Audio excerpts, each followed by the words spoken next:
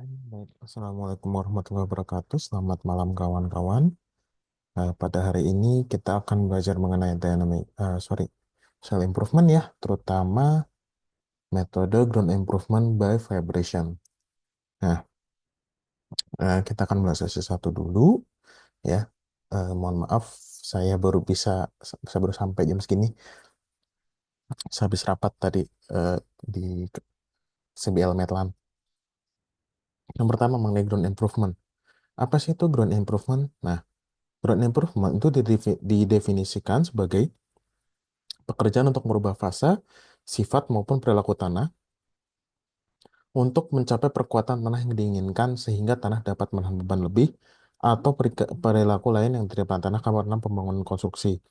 Sebenarnya ground improvement ini sangat banyak, cuma mungkin skopnya akan saya eh, tahan di ground improvement menggunakan vibration dulu ya, karena mungkin masalah waktu dan mudah-mudahan nanti di batch mendatang saya bisa explore lebih lanjut mengenai ground improvement.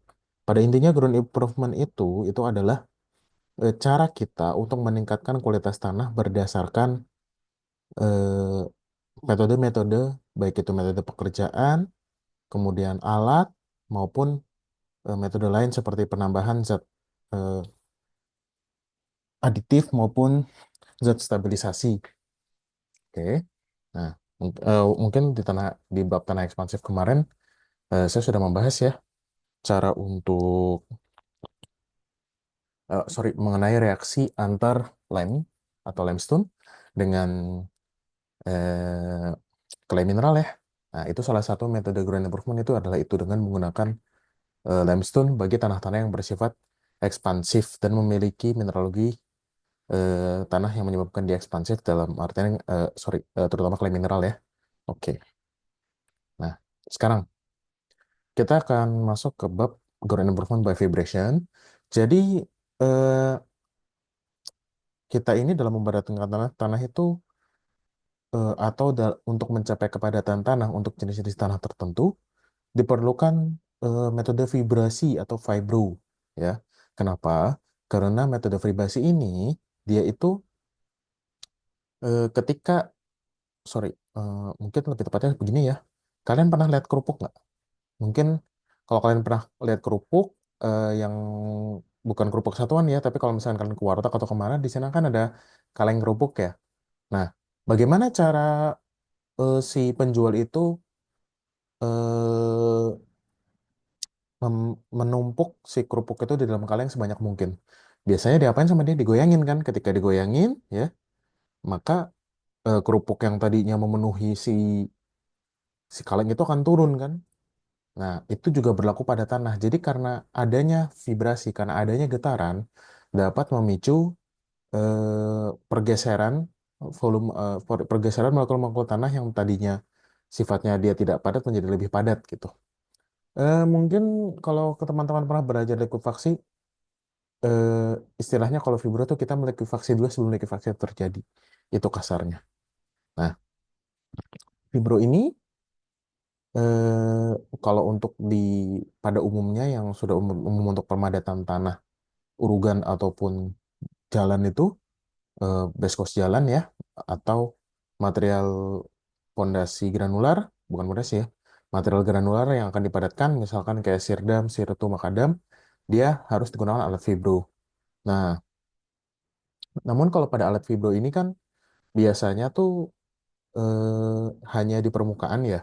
Nah, ada juga sebenarnya metode ya pemadatan yang bisa dilakukan untuk tanah granular atau material granular yang kita itu ingin pemadatannya lebih dalam.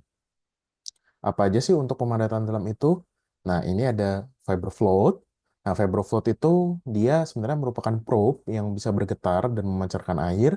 Dan untuk metode kerja fiber float ini terbagi menjadi dua, yaitu fibro compaction dan fibro stone column. Kemudian selain fiber float ada dynamic compaction, ada rapid impact compaction, ada vibratory probing, dan blasting. Mungkin untuk hari ini kita akan belajar untuk fiber float dan dynamic compaction aja dulu ya. Sepertinya waktunya hanya cukup untuk itu. Nah, yang pertama nih fiber flotation. Ini sorry kalau itu gambar agak-agak kurang jelas, mungkin ini kebetulan paper yang pernah saya bikin untuk dulu tugas saya, ya. Nah, mungkin ini akan lebih jelas ya. Nah, vapor flotation ini merupakan metode pemadatan dalam yang tertua dalam sejarah. Nah, metode ini diperkenalkan dan disebutkan oleh perusahaan Johann Keller pada tahun 1936. Sekarang, Keller. Kalian pasti pernah dengar yang namanya Keller. Kenapa? Karena kita cek ketika gini Keller, lihat nih. Nah, tuh lihat ya. Ini dia merupakan perusahaan ground improvement salah satu yang terbesar dan mungkin perusahaan geoteknik yang terbesar di Indonesia dan di dunia salah satunya ya. Tiap pit itu dia pasti ada tuh dari Keller Group, dia punya booth, kemudian juga dia eh, ada technical session biasanya kalau Keller ya. Dan ternyata atas sumber nama Keller ini dari sini nih Johann Keller. Nah, untuk metode vapor flotation ini memungkinkan pemadatan tanah granular dalam dengan hasil yang memuaskan. Memang rata-rata cukup memuaskan. Nah, untuk deskripsi detail dari metode ini, dari mulai awal mulai hingga konseptual hingga perkembangannya sebelum Perang Dunia Kedua, diberikan oleh Schneider, kemudian setelah Perang Dunia Kedua diberikan oleh Greenwood dan Kirsch. Ini kalian bisa melihat bagian dari vibrofloat ya, alat vibrofloat. Cuma kalau kurang jelas, saya akan tunjukkan paper saya. Jadi ini ada follow tubes, ada vibration isolator, electric motor, water jet, dan excited wake. Jadi bagaimana cara dia bergetar? Cara si vibrofloat ini bergetar atau mendapatkan vibrasi yaitu dengan memutar eccentric wake, ya, menggunakan electric motor. Jadi diputar sama dia, Teret, nah itu jadi bergetar. Nah, kemudian juga di sini ada water jet ya, karena water jet ini digunakan untuk eh, yang seperti saya tadi bilang, memastikan kita melakukan likuifaksi sebelum likuifaksi itu terjadi. Jadi likuifaksi itu ada hubungannya dengan air, dengan muka air tanah. Semakin apabila tanah itu yang terutama bersifat granular itu tersaturasi dengan air, maka apabila diberikan vibrasi, maka dia bisa berubah bentuk menjadi liquid. Nah, inilah kita melakukan eh, aspek dari likuifaksi untuk memastikan tidak jadi likuifaksi. Itu. Nah, untuk dahulu, metode pemanasan dalam dengan vibrator hanya digunakan untuk tanah granuler. Namun sekarang metode ini telah dikembangkan untuk mengakomodir tanah kohesif dengan melakukan penambahan batu ke dalam lubang yang dibuat oleh vibrator. Nah, atau disebut juga stone column. Nah, lubang pada tanah itu dibuat dengan kombinasi berat dari vibrator, getaran dari vibrator, serta semprotan udara atau air. Nah, menurut Nottingham, peningkatan intensifikasi pasir lapas menggunakan metode vibroflotation bisa mencapai 250%. Nah, ini gambar real alat vibroflotation. Nah, sekarang untuk metode kerja alatnya. Nah, untuk metode vibroflotation biasanya dilakukan hingga kedalaman 5-15 meter. Namun, eh, beberapa kasus dia bisa sukses sampai 50 meter ya. Nah, untuk frekuensi alat vibrofloat, dia ada bisa mempengaruhi proses densifikasi. Nah, menurut masa Heinz tahun 2005, untuk meskipun frekuensi tinggi di atas 30 Hz bisa membantu penetrasi alat vibrofloat ke dalam tanah, frekuensi getaran yang lebih rendah antara 15 sampai 20 Hz merupakan frekuensi getaran yang lebih natural terhadap tanah sehingga lebih banyak dia bisa melakukan densifikasi di atas sorry di sekitar tanah sekitar.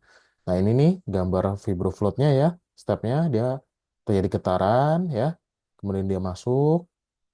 Nah, di sini biasanya tuh kalau misalkan kita compaction biasa ada material tambahan atau material sekitarnya masuk ke sini sehingga ketika sambil dia bergetar sambil dia membaratkan material yang dimasukkan ini. Nah, basically untuk compaction sih seperti itu ya. Nah, kemudian untuk metode alat kerja vibro compaction, yang pertama itu vibrator digantung menggunakan kren di atas titik target densifikasi. Nah, dengan bantuan semprotan air atau udara ke arah bawah dan berat dari vibrator, vibrator akan membuat lubang di tanah dan diturunkan sampai kedalaman target densifikasi. Nah, setelah vibrator telah mencapai kedalaman densifikasi, nah, arah dari semprotan udara diubah ke arah atas dan proses densifikasi mulai terjadi. Pasir dan kerikil kemudian dimasukkan ke dalam lubang dengan bantuan aliran air. Jadi pertama dia semprot water jet ke bawah untuk membuat lubang ya. Setelah sampai bawah ya, ini ada water jetnya. Semprot water jetnya diubah ke atas ini sambil pasir dan kerikil dimasukkan. Tujuannya apa? Supaya dia menimbulkan cave-in bagi tanah di sekitarnya. Kemudian juga supaya eh, dia termix merata pasir dan kerikil yang dimasukkan dari sini. Nah, kemudian dia lakukan terus mulai dari kedalaman densifikasi yang ditargetkan hingga kedalaman paling atas. Nah, ini metode ini dilakukan mungkin dengan pattern ya, jadi sebanyak mungkin itu. Eh, Sekarang kemudian nih, Febroid flotation kemudian diangkat secara bertahap membentuk silinder tanah dengan yang terpadatkan dengan diameter 2 sampai 4 meter dengan spasi tipikal antara 1,5 hingga 4. Jadi spasi tipikalnya itu antara 1,5 hingga 4. Jadi dia ketika dia menarik keluar, dia tuh nggak langsung narik, tapi dia narik dengan interval ya tadi 2 sampai 4 misalkan misalkan per 1 meter dia tarik, kemudian dia biarkan dia tervibrasi sampai ini memadat, kemudian dia dia naik lagi, tanahnya masuk lagi, dia vibrasi sampai memadat, naik lagi, tanahnya masuk lagi, vibrasi sampai memadat. Nah, jadi tidak langsung setelah ini terus gitu enggak. Jadi dia biarkan dulu masuk terdensifikasi dulu, kemudian naik secara bertahap menunggu dia terdensifikasi, naik secara bertahap menunggu dia densifikasi. Nah, sekarang untuk February replacement atau mungkin stand column ya. Nah, untuk stand column ini memang tadi seperti di deskripsi, dia bisa digunakan untuk semua jenis tanah, tidak hanya pasir aja ya, tapi bisa juga untuk tanah lempung dan lanau. Nah, sebenarnya stand column ini mirip apa sih sebenarnya? Mungkin lebih tepatnya mirip ini ya, mini pile ya, mungkin kalau kalian mau tahu tuh mini pile. Nah, kalau misalkan kalian pernah bikin bangunan dengan multiple mini pile, oh no, multiple mini pile yang dibentuk secara array atau menggunakan multiple mini pile dalam satu pile cap. Nah, Fibro replacement ini merupakan salah satu metode alternatif yang mungkin bisa saja lebih murah dibandingkan mini pile, tergantung dari wilayah dan harga, semuanya tergantung cost ya. Kalau misalkan batching plan untuk mini pile itu sangat-sangat jauh, mungkin bisa saja lebih murah memanfaatkan fibro replacement. Contoh kalian mau bikin pabrik di daerah mungkin daerah Papua sana gitu atau misalkan daerah Kalimantan yang agak pedalaman. Nah, sedangkan batching plan kalian ada di Pulau Jawa. Lebih murah mana kalian shipping eh, pile dari Pulau Jawa eh, mulai dari ongkos truk kemudian oh iya ya, kalian juga jangan jangan cuma shipping file aja yang harus dikonsiderasi, tapi shipping file, shipping equipment, dan shipping personel dari Pulau Jawa, kemudian kalian antarkan ke Pulau Kalimantan, baru kemudian masih ada perjalanan darat lagi dari port sampai ke lokasi kalian yang mungkin lokasinya agak terpencil, agak susah gitu loh. Nah, eh, metode fibro replacement atau fibrostalan kalem ini bisa digunakan ya sebagai alternatif yang lebih murah. Eh, Kerikil dan batu pecah kan mungkin lebih abundance atau lebih banyak di daerah dekat lokasi konstruksi kalian. Jadi sehingga apabila perusahaan seperti Keller ini misalkan home base-nya dia ada di Pulau Jawa, kalian tinggal bayar personel dan alatnya saja gitu. Nah, selama tanahnya itu cocok dengan fibro replacement, kalian bisa melakukan ini. Nah, sekarang kita lanjut kembali ya. Nah, untuk metode kerja fibro replacement, vibrator digantung menggunakan kren di atas titik target densifikasi. Dengan bantuan semprotan air atau udara ke arah bawah dan berat dari vibrator, vibrator akan membuat lubang di tanah dan diturunkan sampai kedalaman target densifikasi. Setelah target kedalaman tercapai, vibrator diangkat, kemudian lubang yang telah dibentuk diisi dengan kerikil atau batu pecah. Kalau tadi kan diisi dengan pasir dan kerikil ya, ini kerikil atau batu pecah. Vibrator kemudian dimasukkan kembali ke dalam lubang dan menekan material yang telah dimasukkan ke dalam lubang tadi. Jadi ini ketika dia ke atas dikit, dimasukkan kerikil atau batu pecah, dia tekan, dia keterin supaya ini dense, ya. Nah, kemudian ini ada tekanan rad yang diberikan dari vibrator akan memaksa kerikil dan batu pecah berpindah ke arah samping. Vibrator kemudian diangkat dan proses pengisian lubang diulangi kembali secara bertahap hingga di salimer tercapai dengan spasi tipikal antara 1 hingga 2,5 meter. Nah, jadi seperti yang tadi dikatakan, spasinya antara 1 sampai 2,5 meter ya. Eh, ini ditekan, kemudian nanti dia naik lagi, dimasukkan lagi, kerikil ditekan lagi, naik lagi hingga sampai top level. Nah, mungkin sampai di sini, ini sih sebenarnya belum belum ada partisipan yang masuk. Namun untuk kawan-kawan yang menonton rekaman ini, mungkin saya akan ada sesi semi coffee break lah ya. Itu untuk apa? Untuk mencerna dulu hal-hal yang telah kita pelajari. Sekarang menunjukkan waktu jam 21.30, maka kita akan lanjutkan hingga waktu menunjukkan pukul 21.33 atau 21.35 ya. Oke.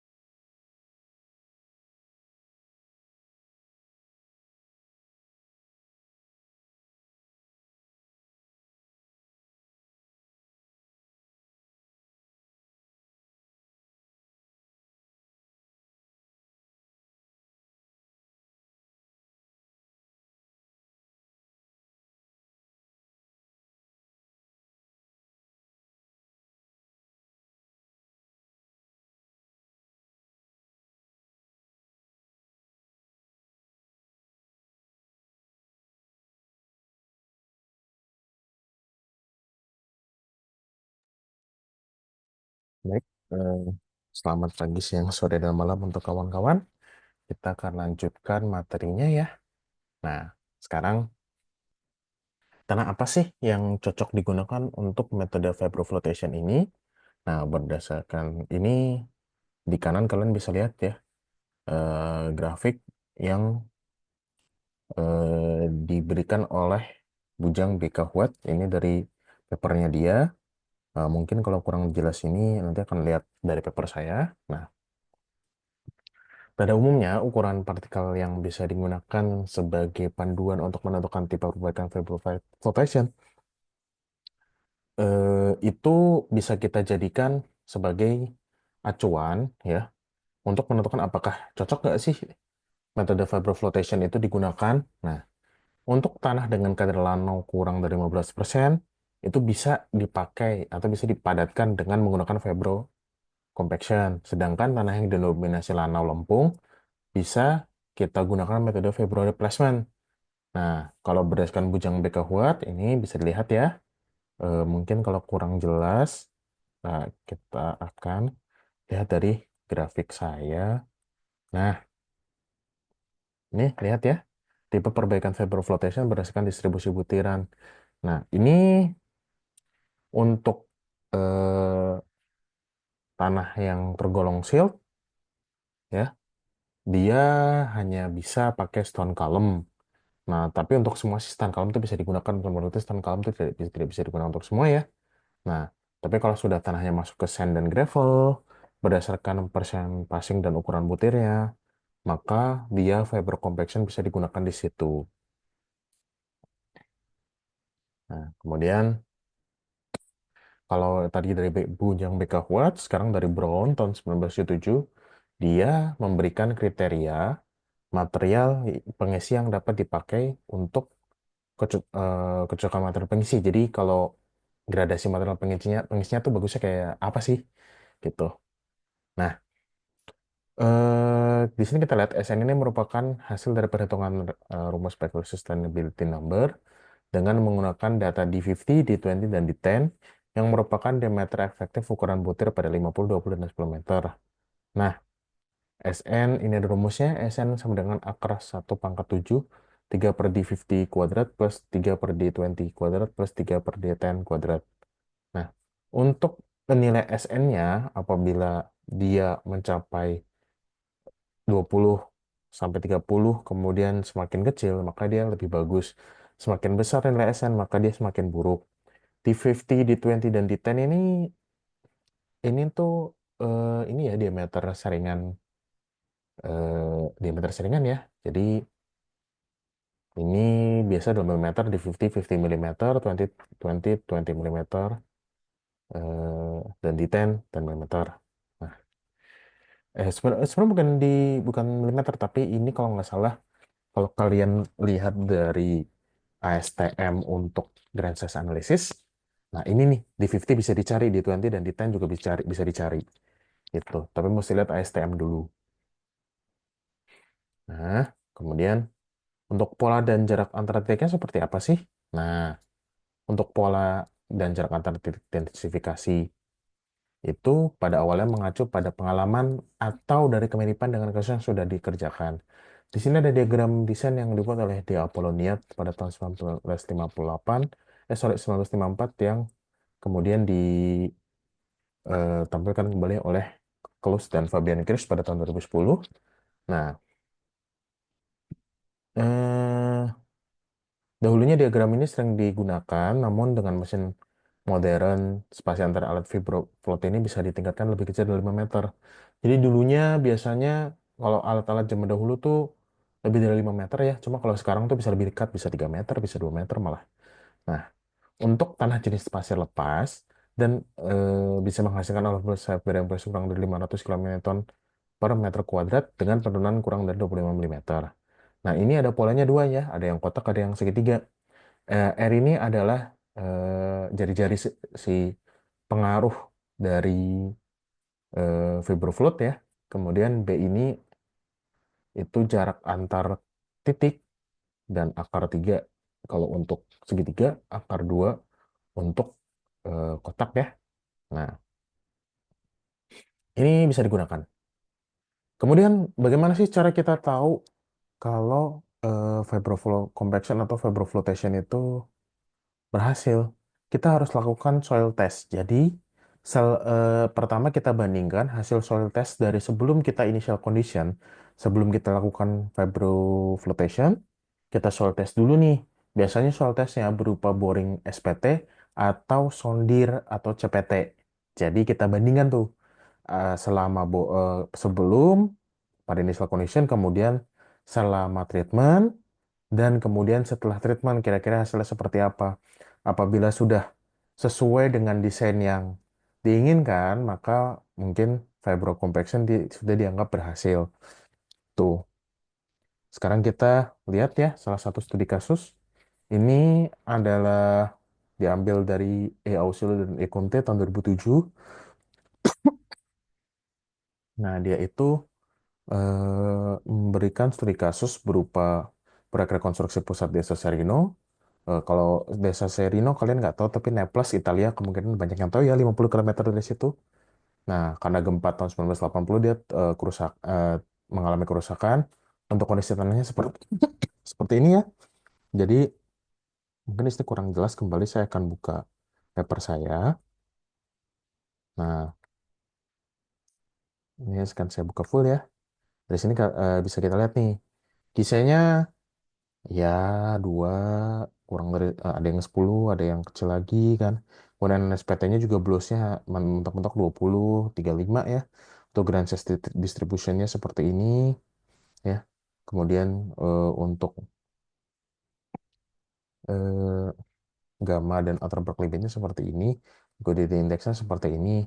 Nah, kemudian pada proyek tersebut ya, fibroflotation digunakan karena ketebalan pasir itu setebal 15 meter dan mau dilakukan proyek bangunan baru di atasnya di pusat desanya. Nah, fibroflotation ini digunakan untuk mengurangi potensi likuifaksi karena kembali ya, tanahnya itu berupa tanah pasir dan kita tahu bahwa tanah yang bersifat granular itu mengalami potensi likuifaksi yang cukup tinggi seperti yang dulu kawan-kawan kita atau rekan-rekan kita, saudara-saudara kita pernah mengalami di Palu sana ya, di Sulawesi. Nah, dia menggunakan fibrostone column yang direkomendasikan sedalam 9,5 meter dengan spasi 1,5 meter dan diameter stone column-nya 380 mm. Setelah dilakukan pemadatan, tanah tersebut mengalami peningkatan pemadatan dengan kenaikan angka DCPT 5-50. Nah, berikut adalah peningkatan DCPT dan skema penempatan fibro replacement-nya. Mungkin eh, dari sini ya lebih jelas ya. Jadi ini yang before treatment, ini yang bawah ya. Nah, after treatment ini yang naik nih, yang garisnya tebel nih. Ini untuk N dan N ya.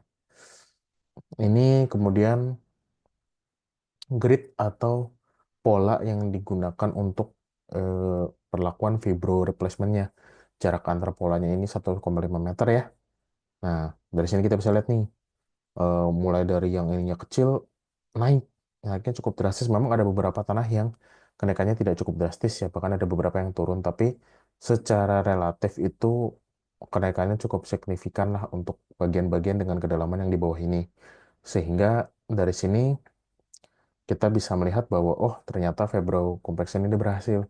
Nah, oh ya kembali. Kapan sih kita mau menghentikan fibro compaction? Tahu dari mana, kapan kita mau berhenti fibro compaction? Jadi, eh, tadi kan saya sudah mengatakan bahwa soal tes itu harus dilakukan secara berkala ya. Jadi kalau kalian misalkan tadinya di area reklamasi nih, ya, kemudian kalian uji soal tes di initial condition setelah kalian melakukan reklamasi, ternyata nilai NSPT atau KISE dari sondir yang didapatkan dari hasil soil test belum sesuai dengan desain standar kalian. Bukan desain standar ya, tapi desain yang desirable untuk kalian. Nah, di sini fibrocompaction dilakukan hingga tanah tersebut mencapai desirable condition.